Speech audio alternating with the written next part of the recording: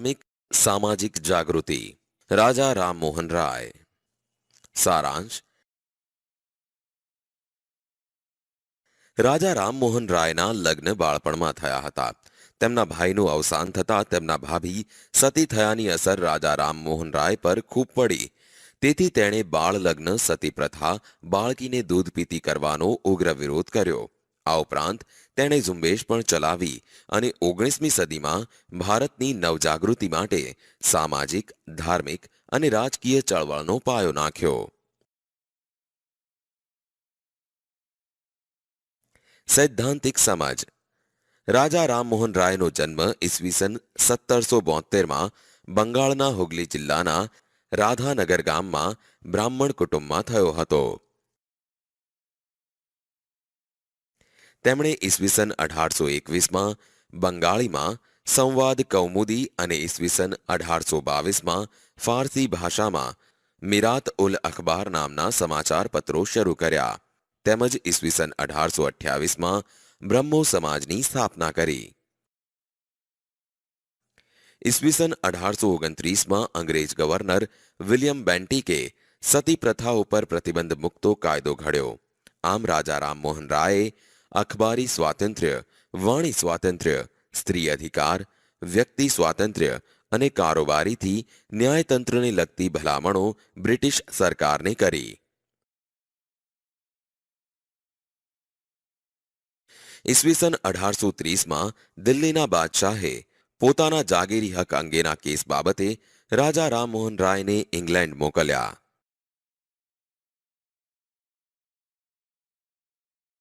ઈસવીસન 1833માં બ્રિસ્ટોલ મુકામે રાજા રામમોહન રાયનું અવસાન થયું. સારાંશ. દયાનંદ સરસ્વતીએ નાની વયે જ મૂર્તિ પૂજા અને કર્મકાંડની બિન ઉપયોગિતા સમજાઈ.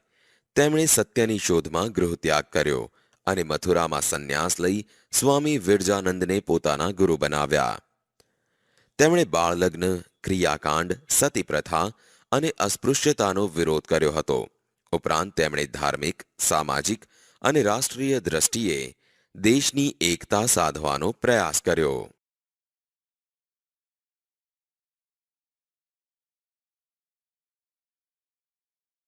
સૈદ્ધાંતિક સમજ.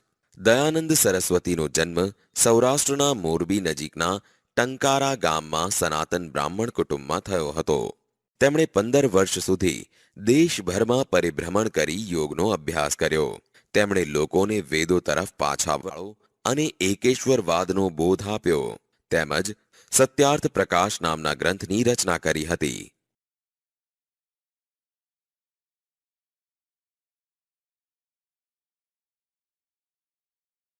દયાનંદ સરસ્વતીએ આર્ય સમાજની સ્થાપના ઈસવીસન 1875માં કરી, જેનો પ્રચાર પંજાબ, લાહોર, ઉત્તર પ્રદેશ, રાજસ્થાન અને ગુજરાતમાં કરવામાં આવ્યો. આર્ય સમાજે ધર્માંતર પામેલા હિન્દુઓને હિન્દુ ધર્મમાં પાછા લાવવા માટે શુદ્ધિ ચળવળ શરૂ કરી, જેનાથી હિન્દુઓને પાછા આવવાના દ્વાર ખુલ્લા મુકાયા હતા.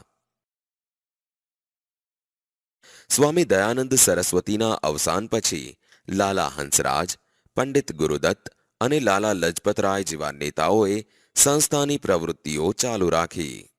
સ્વામી શ્રદ્ધાનંદે ઈસવીસન 1902માં હરદ્વાર પાસે કાંગડી ગુરુકુળ અને ગુજરાતમાં વડોદરામાં આર્ય કન્યા વિદ્યાલય શરૂ કરવામાં આવ્યો, જેમાં શિસ્ત, શ્રમ, સંયમ અને ચારિત્ર્યના પાઠોનું શિક્ષણ આપવામાં આવતું હતું.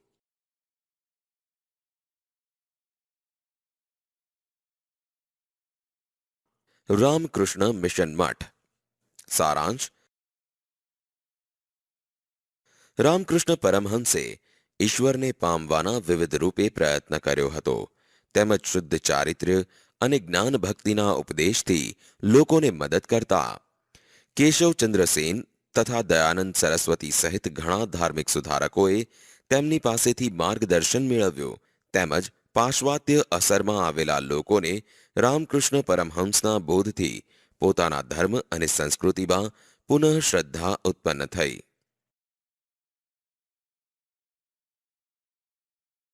સૈદ્ધાંતિક સમજ.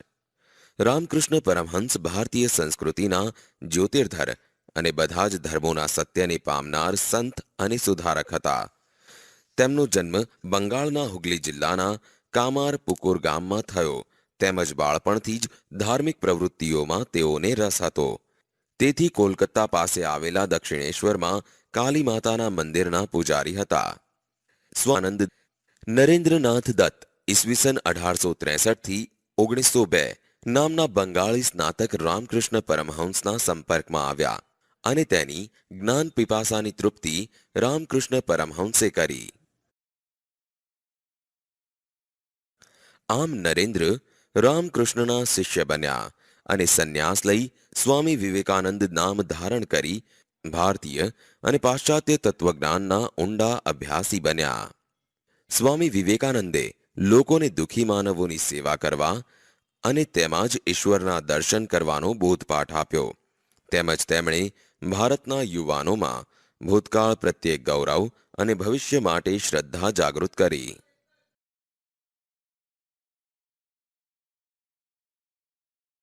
ઉપરાંત તેમણે ઈસવીસન 1893માં યુનાઇટેડ સ્ટેટ્સના શિકાગોમાં ભરાયેલી અખિલ વિશ્વ ધર્મ પરિષદમાં હાજરી આપી હતી.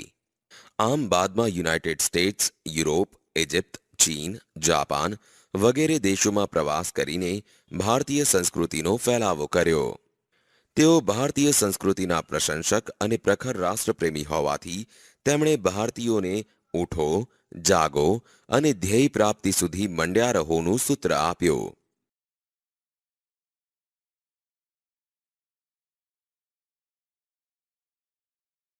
સ્વામી વિવેકાનંદે ઈસવીસન 1897માં બેલ્લુરમાં રામકૃષ્ણ મિશન મઠની સ્થાપના કરી, જેમાં વિવિધ કાર્યો દ્વારા માનવ સેવા કરવાનો આદર્શ અપનાવવામાં આવ્યો. આમ રામકૃષ્ણના જીવનમાંથી પ્રેરણા મેળવી જનસેવા એ જ પ્રભુ સેવાના સૂત્રનો અમલ કરવામાં આવ્યો અને દેશમાં શાળાઓ ખોલી શિક્ષણ આપવાનું અને દવાખાના દ્વારા સેવાનું કાર્ય શરૂ કરવામાં આવ્યું, જેની શાખાઓ ભારતમાં અને દેશ વિદેશમાં આજે પણ કાર્યરત છે.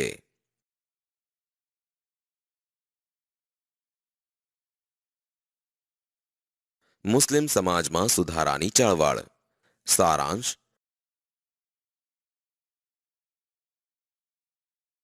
19મી સદીની શરૂઆતમાં ઉત્તર પ્રદેશમાં રાયબરેલીના સૈયદ અહમદ ખાન અને બંગાળના શરિયતુલ્લાહ જેવા લોકોની આગેવાની હેઠળ મુસલમાનોમાં સામાજિક અને ધાર્મિક જાગૃતિનો આરંભ થયો હતો, જેમાં તેઓએ ધાર્મિક નેતા દિલ્હીના શાહ વલી ઉલ્લાહના ઉપદેશમાંથી પ્રેરણા મેળવી હતી. તેઓ એવું માનતા હતા કે ભારતમાં ઇસ્લામ ધર્મ દૂષિત થવાથી દેશ ઉપર અંગ્રેજોએ શાસન સ્થાપ્યું છે. આમ તેમણે ઇસ્લામ ધર્મ અને સંસ્કૃતિને મજબૂત અને શુદ્ધ કરવા વહાબી આંદોલન ચલાવ્યું.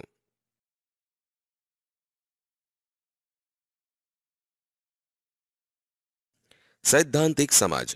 વહાબી આંદોલન બાદ થોડા મુસલમાનોમાં પાશ્ચાત્ય વિચારોનો પ્રભાવ વધતા અંગ્રેજી શિક્ષણનું પ્રમાણ વધ્યું, જેમાં ઉલેમાઓની રૂઢિચુસ્તતાને લીધે મુસલમાનો અંગ્રેજી શિક્ષણ અને આર્થિક તથા સામાજિક લાભોથી વંચિત રહ્યા, જેમાં તેઓમાં શિક્ષિત અને મધ્યમ વર્ગનો ઉદય બરાબર થયો નહીં. સર સૈયદ અહમદ ખાનનો જન્મ ઉમરાવ કુટુંબમાં થયો હતો, તેમજ ઈસવીસન 1857ના સ્વાતંત્ર્ય વખતે કંપની સરકારની નોકરીમાં હતા અને તે વખતે કંપનીને વફાદાર રહ્યા હતા.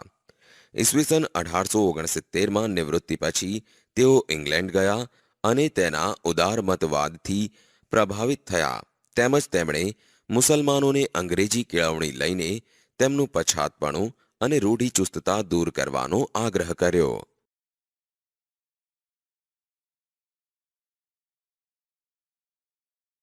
તેમણે ઈસવીસન 1870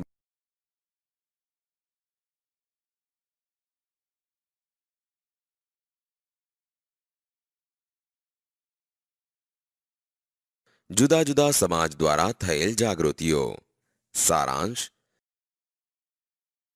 વ્યક્તિગત લોકોની તાકાત વધતા જુદા જુદા સમાજ દ્વારા પણ સામાજિક અને ધાર્મિક સુધારા કરવામાં આવ્યા હતા, જેમ કે શીખ સમાજ, પારસી સમાજ.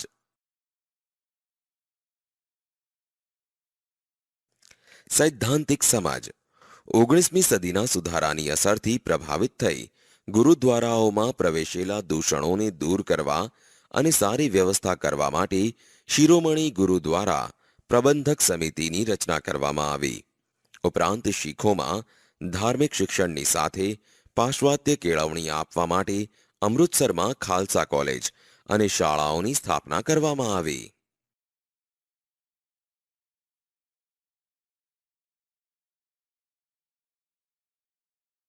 અંગ્રેજી કેળવણી પામેલા પારસી યુવાનોએ ધર્મ અને સમાજ સુધારણા માટે ઈસવીસન 1851માં રહનુમા ઈ મઝદયર સભાની સ્થાપના કરી, જેના નેતા દાદાભાઈ નવરોજી હતા. આ સંસ્થા દ્વારા રાષ્ટ્ર ગોફતાર નામનું મુખપત્ર શરૂ કરવામાં આવ્યું, જેણે પારસી સુધારણા આંદોલનને વેગ આપ્યો. કેઆર તથા બહેરામજી મલબારી દ્વારા ધર્મ અને સમાજ સુધારણાનું કાર્ય કરવામાં આવ્યું, જેમાં કામાએ શિક્ષણના પ્રચાર ઉપર અને મલબારીએ સ્ત્રી ઉન્નતિ પર ભાર મૂક્યો. ઉપરાંત તેમણે બાળ લગ્નનો વિરોધ કર્યો તથા વિધવા વિવાહને ઉત્તેજન આપ્યો.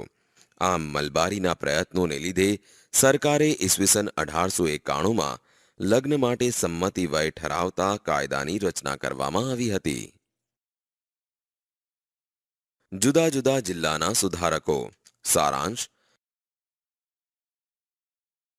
અલગ અલગ રાજ્યોની જેમ જિલ્લાઓમાં પણ વ્યક્તિગત સ્તર પર સુધારા કરવામાં આવ્યા હતા, જેમાં જ્યોતિબા ફૂલે અને ઠક્કર બાપાએ આગળ પડતો ભાગ ભજવ્યો. સૈદ્ધાંતિક સમાજ જ્યોતિબા ફૂલે મહારાષ્ટ્રના જાણીતા સમાજ સુધારક હોવાથી તેમણે સ્ત્રીઓ તથા દલિતોના પ્રશ્નો હાથ પર લીધા. ઈસવીસન 1857માં તેમણે પૂનામાં કન્યાશાળા શરૂ કરી તેમજ વિધવાઓને પુનર્લગ્ન કરવામાં મદદ કરી.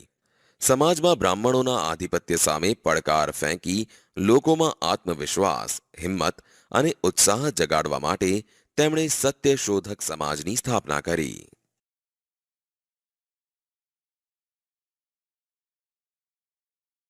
ઠક્કર બાપા ગાંધીજીએ સ્થાપેલ અખિલ હિન્દ હરિજન સંઘના મંત્રી તરીકે ઠક્કર બાપાએ વર્ષો સુધી સેવાઓ આપીને હરિજનોના ઉત્કર્ષમાં કિંમતી ફાળો આપ્યો. તેમણે કુદરતી આફતો વખતે લોકોને રાહત આપવામાં નોંધપાત્ર પ્રદાન કર્યો. અમૃતલાલ ઠક્કર ઉર્ફે ઠક્કર બાપાનો જન્મ ભાવનગરમાં ઈસવીસન 1869માં થયો હતો. તેઓ આજીવન કર્મનિષ્ઠ સેવક હતા અને તેમણે ઇજનેરીની ડિગ્રી મેળવી હતી. તેમજ સારા પગારની નોકરી છોડીને ગાંધીજીના પ્રભાવ હેઠળ તેમણે છેવાડાના લોકોની સેવા કરી. ઠક્કર બાપાએ પંચમહાલ ભીલ સેવા મંડળની સ્થાપના કરી અને તેના દ્વારા પંચમહાલના ઊંડાણવાળા જંગલો તેમજ પહાડી વિસ્તારોમાં વસતા ભીલોના જીવનમાં મોટું પરિવર્તન આણ્યું. ઠક્કર બાપા અને તેમના સાથીદારોએ ભીલોને દારૂ તથા અન્ય બદીઓમાંથી તેમજ કુટેવો અને વહેમોમાંથી મુક્ત કર્યા અને બાળકો માટે શાળાઓ ખોલી. આમ તેમને રેટિયા કાંતતા કર્યા અને કુટીર ઉદ્યોગમાં પણ સામેલ કર્યા.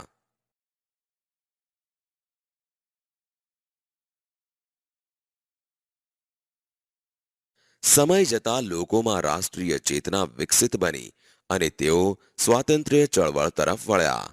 ગાંધીજીએ અસ્પૃશ્યતા નિવારણને મહત્વ આપતા પછાત વર્ગોની સ્થિતિ સુધારવાના પ્રયાસોમાં નોંધપાત્ર પ્રગતિ થઈ.